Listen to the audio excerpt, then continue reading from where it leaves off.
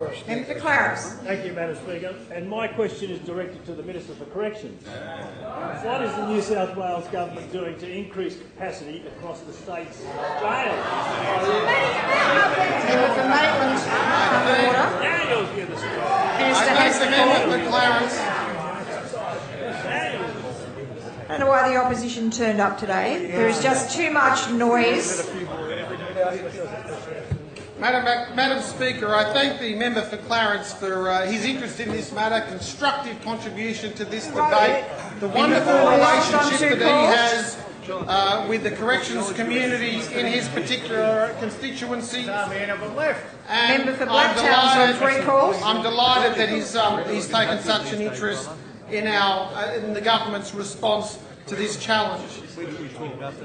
Madam Speaker, it is in fact a fact that the prison population is subject to significant and sometimes dramatic fluctuations, just like we saw under Labor with 153 escapes in 1 year. But this makes it difficult for those... Will come to order. What did you say? He's interjecting. That was just 1995, but he was 16 years government after that, and there was probably just as many for every year after that. Madam Speaker, there have been 12,100 prisoners in the system, which is a record, but we have vacancies. There is no doubt that the prison system is facing pressure due to capacity issues. The problem is a challenge for the New South Wales Government and one that the Premier and I take very seriously. According to Boxar, a contributing factor to increasing inmate numbers can be attributed to higher arrest rates and tougher penalties. If our only problem in New South Wales is that we have a very effective police force, I'm more than happy to have that problem. I want to make it clear that the government makes no apologies for our position to be tough on crime. Madam Speaker, the New South Wales Government has an infrastructure plan to meet the needs of the rising prison population. We have funded more than 1,900 beds since March last year. We delivered on an election commitment to reopen Kirkconnell, which has operational capacity of 260. And we have also reconfigured Carry-On from a juvenile to adult correctional centre. Madam Speaker, in the recent budget we provided a record $1.2 billion on the correctional system.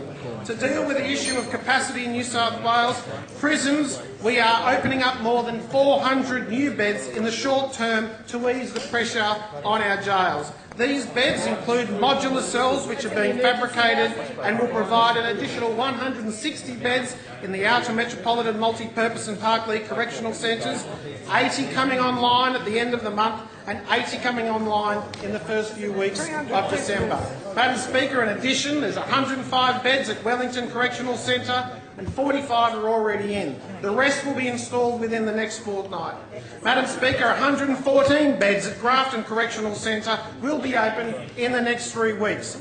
Madam Speaker, another 52 beds at Glen Innes Correctional Centre will also be open in the next 3 weeks, and I note the member for Northern Tableland's support for that wonderful institution. These additional beds are a short-term measure which will help ease some of the immediate pressures on the system and will gradually be replaced with additional cells in modern correctional facilities. Madam Speaker, to support capacity issues, what would you have the member for Wyong? What would you have them in? What would you have them in? You interrupted me. Member for Strathfield, rising on a point of order. Minister will resume. Nothing said from the opposition over our homeless veterans, but you're very concerned about the prisons, are you? Minister will resume your seat. There's a point of... Minister. Point of order. Yes, member for Strathfield. My point of order is, Madam Speaker, that he should direct his comments through you and not across Very the difficult to table. hear what he's actually saying for the interjections from the opposition, but your point of order is noted and should make your comments through the chair, Minister. Thank you. Madam Speaker, to support capacity issues in the long term, we are procuring a new 600-bed correctional facility in Grafton and are expanding capacity in Parkleigh, creating an extra 1,000 beds. Grafton's new correctional centre will be built under a public-private partnership, which I know the member for Blacktown is very supportive of. It will significantly boost prison capacity and jobs, particularly in regional New South Wales. The centre will have the flexibility to accommodate mixed security classifications and will house both male and female inmates. Madam Speaker, yesterday I visited Windsor and inspected the facilities. I met with correctional officers and I saw the work that's being done to help rehabilitate Member offenders. for Blacktown will come to order. What's its name? You're on 3 John calls. Mulroney is his It's name, by member for order Blacktown. to you, member for It's Blacktown. another one that I'm sure you and your friends wanted to privatise, but I tell you what, I've never seen anybody Order. change their tune so much on privatisation that I did For with Prospect. you, member for Blacktown. Look, Madam Speaker, we've committed to an extra $994,000 for 3 new inmate transport trucks. Member for Clarence. 2 minutes is granted. Thank you. Madam don't have Speaker, to be we have here. also committed Member Rockto, you an can extra go. $994,000 for 3 new inmate transport trucks to meet the increased demand in inmate movements in and out of courts. I would like to take this moment to thank our frontline correctional officers who have done an outstanding job dealing with the capacity issues that this government has faced. I will be working directly with the Commissioner and the unions to look at all options that are available in the short term to deliver extra capacity across New South Wales jails in consultation with the broader community. Thank you.